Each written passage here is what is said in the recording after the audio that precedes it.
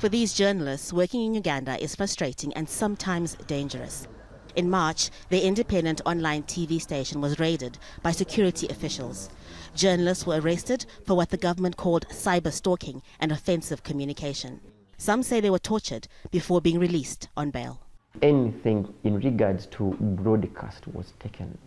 Anything in regards to office equipment, from computers to even mere paperwork, even receipts, receipts for fuel. I mean, everything was taken.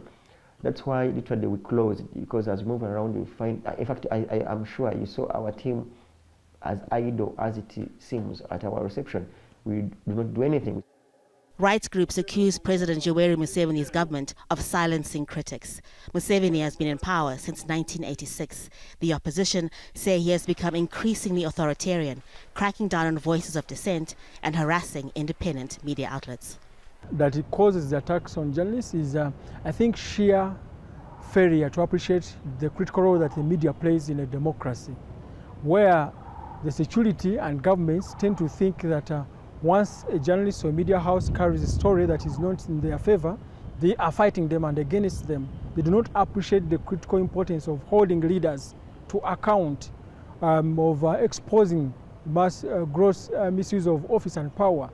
Uganda's government says it is not trying to muzzle the press, but journalists can't be allowed to publish false news, commit libel, and fuel incitement.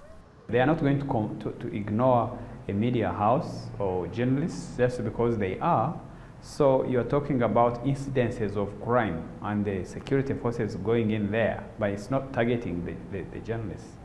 But some journalists in Uganda feel the state is targeting them, and they say more needs to be done to respect people's rights to freedom of speech and expression. Haru, Mutasa, Jazeera.